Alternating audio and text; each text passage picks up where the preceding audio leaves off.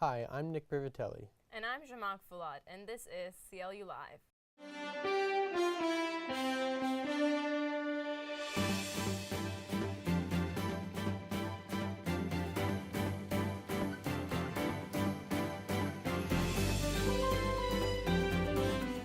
Sources from Tesla Motor Company revealed that a new autopilot feature will be available shortly on Tesla models. CEO Elon Musk said that the new feature will function for freeway driving and parking. During the press conference, he explained that all Teslas will be given an over-the-air update this summer. It seems the future in driverless cars is coming very soon. Students at CLU came together to participate in Relay for Life and help raise awareness for cancer. The overnight event, held on February 25th and 26th, raised money to support the American Cancer Society. Let's get a recap of the event from Erica. Each year, more than 4 million people in over 20 countries raise much-needed funds and awareness to save lives from cancer through the Relay for Life movement. During a relay event, participants and survivors celebrate what they've overcome. We remember people lost to the disease and honor people who have fought or are fighting cancer. The event inspires relay participants to take action against a disease that has taken too much. Okay. Hi, we're here at the Relay for Life with Cassidy, and she is part of the committee of the Relay for Life, and she's running one of the booths here. Is this your first time running a booth, or have you been supporting this event for past years? I've been doing this event for 2 years, and this is the second year I've had my own little table selling bracelets that donate back towards the relay. Okay. What do you like about this event, and what motivated you to start supporting this cause?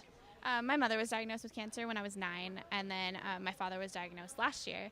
And so I've had a lot of people with cancer in my life, and I've actually been part of the Relay for Life events since I was about 10 or 11 years old, but I've just started doing this one 2 years ago. Do you support any other causes besides this one? Yeah, I support a lot of causes. I'm really into fair trade. That's one of the other causes that I am super passionate about, and basically all causes environmental. I believe that we can do things to help save our environment and especially save our oceans, because that's something really important to me as well. Thank you, Cassidy, for being here today. Hi, I'm here with Caitlin Lee, Miss Teen California International at the Relay for Life. So, what motivated you to come and visit this event? Well, I myself am a cancer survivor. I had melanoma skin cancer 4 years ago, and my director for the pageant, her daughter has ovarian cancer, and I'm here to support her as well. So, as a survivor, what does this event mean to you? It means just support for other survivors and other people that are going through it, and to support those that have helped you alongside of it. Do you support any other causes besides this one? I'm a part of the National Charity League. This year I'm the president, so I support multiple different philanthropies in the area. This is Erica DiMartini at the Relay for Life. Back to you in the studio. Thanks, Erica. It's great to hear it was a success, and I wish I could have participated in it. Have you ever been part of Relay for Life? No, but I'm sure it was a great event. Great. Moving on to another school event, the second annual CallutheranPalooza is being held April 10th in Kingsman Park, where students who are music production majors get a chance to showcase their talent and passion. Let's follow Natalie as she takes us behind the scenes of preparations for the big event.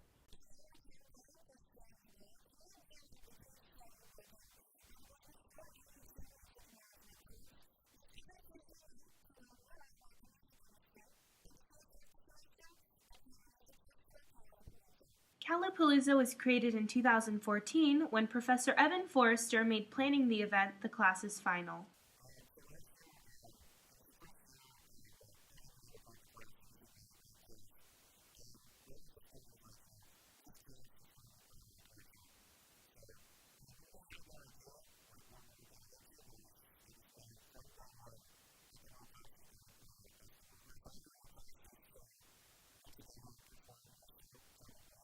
From promotion on social media to performing at the festival, each student has been assigned a position to help the event be as successful as possible.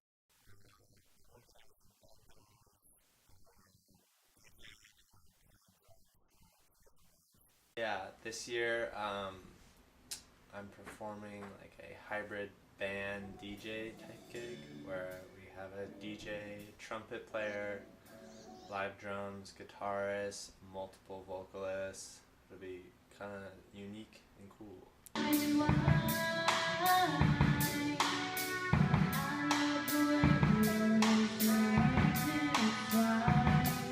It's just like a fun get together.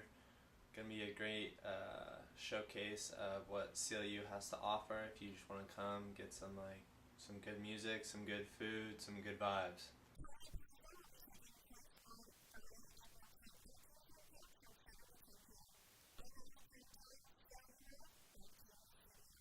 I really enjoyed seeing our musicians on campus work hard for the show, and I'm really excited to see our friend Natalie perform.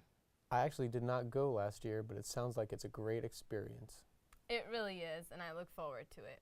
Now, for some entertainment updates, the beloved show Fashion Police, previously hosted by Joan Rivers, has been put on hiatus after the drama that Juliana Rancic's comment created. After just 7 episodes, the beloved Kelly Osbourne walked off the show while Kathy Griffin quit on March 12th. An executive said that they definitely brought the show back too soon, and the comments regarding Zendaya's dreadlocks and controversy about the manicam did not help. Currently, E plans on bringing the show back in the fall, tied in with the major events, including the Grammys. Let's hope the viewers are not let down. This year, our theater department and a film class have partnered up to shoot a soap opera spoof called Metro General. For the past few months, there have been auditions and now rehearsals in order for the show to be put on April 30th. Let's send it to Courtney for some more information and behind-the-scenes looks. The murder of Sally Furby, the successful murder of George Furby all those years ago, the alleged murder of Reggie Carson, and the Mercy Killings? Okay, so if you say the Mercy Killings and maybe a cherry company. Okay. And the Mercy Killings? Yeah, cheaper. Oh, sorry. You know who killed my husband? You know who hired that bozo you just sent packing? You know who killed my father? Oh, unless that might be a fun moment if she stands up, he stands up, and then. I'm here with Kyle. Kyle, tell me about your part in Metro General.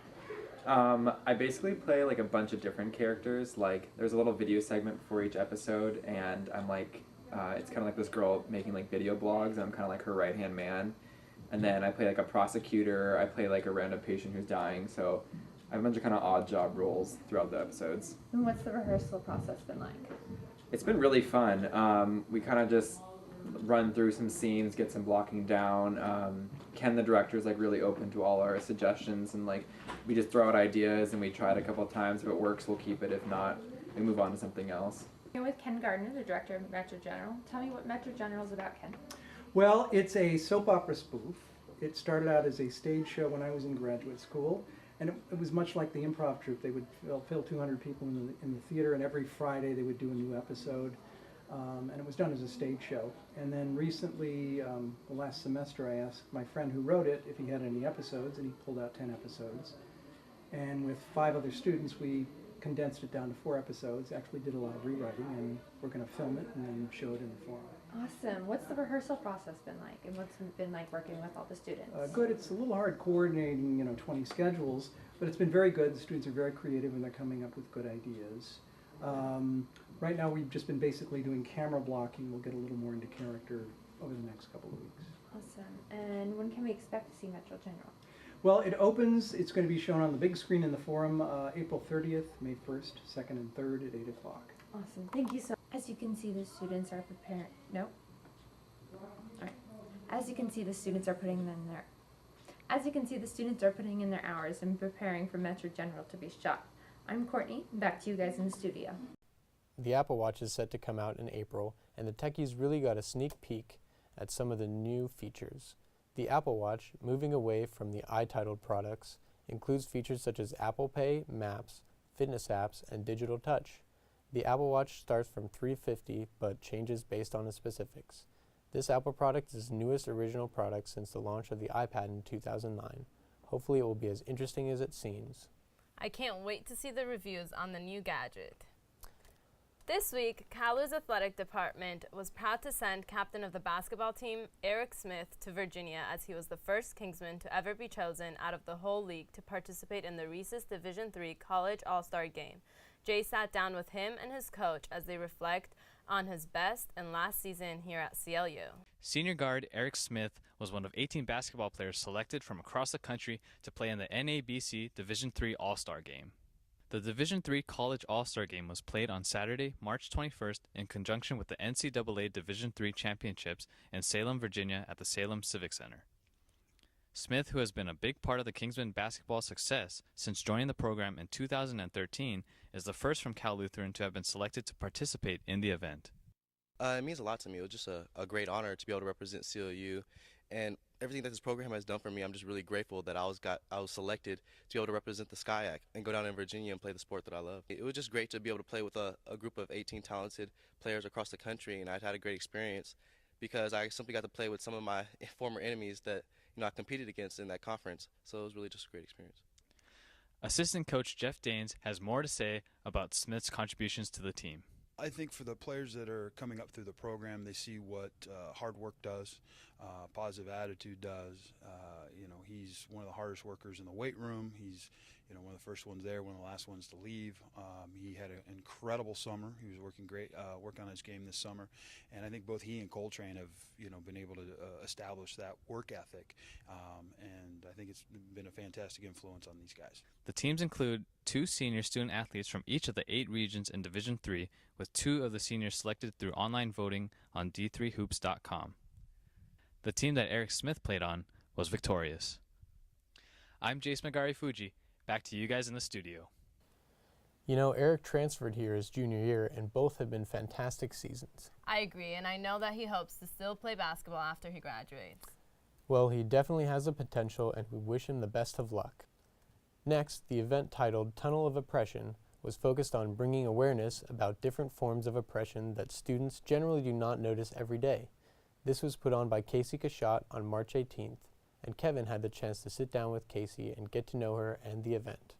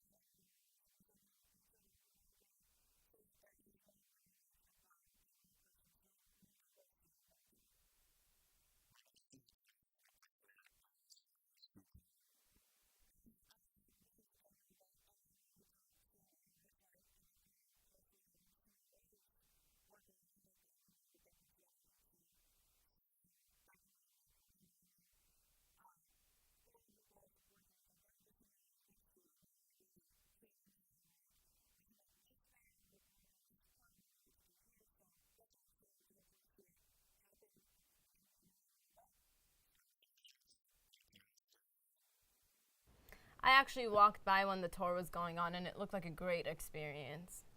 This is the first time I have heard of an event, but I like this, and props to Casey for the eye-opening event. Recently, a woman named Elizabeth Sullivan turned 104 and was surprisingly crediting Dr. Pepper rather than any doctor.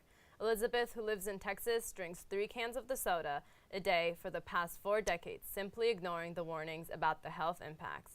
She recalls that every visit to the doctor, they told her Dr. Pepper is what's going to kill her, but she ignored every warning. Sullivan, a former math teacher, enjoyed her gift basket from the CEO of the Dr. Pepper Snapple group. In an interview, she stated, "I'm glad I'm still here. I'm glad I'm not in a rest home." That is the most interesting story. Now, CLU's spring break is finally starting this Friday until April 6th. While many of you will be staying at home and enjoying the warm weather, others will be traveling to Cabo and Florida, the most well-known places for a spring break. We have Abby to give everyone the do's, don'ts, and some helpful tips for you to keep safe. Spring break, a time filled with friends, family, and fun. Many students use this time to take a breather, while others have more adventurous plans. Spring break can be fun, or it can be dangerous if you're not prepared. We took some time to ask some students here at Cal Lutheran about their plans for this much-needed break. Probably do some surfing and just hang out with my family. It's been a while since I've seen them. Well, I'll probably go down to my condo in Carlsbad and maybe surf and party it up there. I am going back home to Hawaii. I'm actually going to Miami and hanging out on the beach there with my friends. One of them has a yacht. I might go to Tempe, Arizona, and hang out with a friend at Arizona State, and then I might go to U of A. That's my plans for spring break. How can you keep safe this spring break? Here are some quick do's and don'ts. Do. Remember to bring your ID as well as an extra copy to keep in the room. Do know the liquor laws of the place you'll be. You'll never know what's changed. Always keep an eye on your drink. Date rape is the most common form of sexual assault during spring break. Know the limits of consent with a sexual partner. If it's not a hell yes, it's a definite hell no. Stay with your group of friends at all times. Never go anywhere alone. Don't get in a car with someone who appears to be intoxicated, even at the slightest.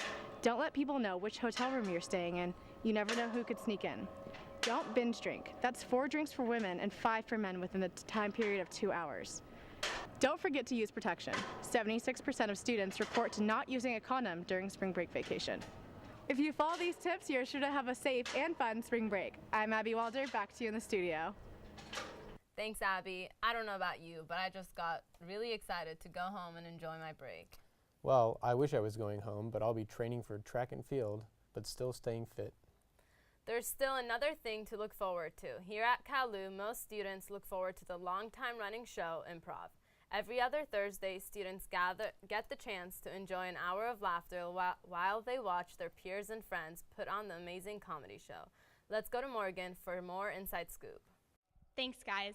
I'm Morgan McVeigh reporting from the Forum at California Lutheran University, where improv takes place every other Thursday night at 11 p.m. I was lucky enough to get to chat with a few of the troupe members who gave me the inside scoop on all things CLU improv. For over 10 years, improv has taken place on Cal Lutheran's campus. Students at CLU gather every other Thursday night at 11 p.m. to enjoy the hilarious stand-ups performed by the improv troupe. We asked some troupe members before the show to describe improv in one word. Nutso. Nutso. Nutso. Nutso. Nutso. Nutso. Nutso. After the show, we met up with a few of the improv troupe seniors who told us about the experiences they have had by being part of such a wonderful comedy sketch group. Hi, I'm Nolan Monteve. I'm a senior. Hi, I'm Kevin Schultz, and I'm a senior. Hi, I'm Josh Summers, and I'm a senior. CLU Improv is a collection of a bunch of wild and crazy people who come out and just play around, and people seem to like it, so we get a pretty large audience who watch us play around. Well, we rehearse all of the games, so we know the format of them, as well as we do a pretty extensive warm-up process where we just do a lot of silly things and get high energy and amped up. You know, one of my favorite moments is actually when we had Josh tell a story that he made up on the spot, and we came up with this author called L.R. Cotton, and it's just like gone down in the lore as like one of the funniest scenes that we did. Being on the improv troupe, for me, has taught me to loosen up a lot in terms of just letting ideas flow and being more open in what I can do and what I can share. And so I think that's been really useful and to me as a person. I think the unsung hero of our troupe is definitely Lisa, because she runs most of the shows, but behind the scenes she's giving us lots of advice and feedback, and she's just so hilarious too. Even in the improv class, she's total crack up. So I definitely aspire to be more like Lisa.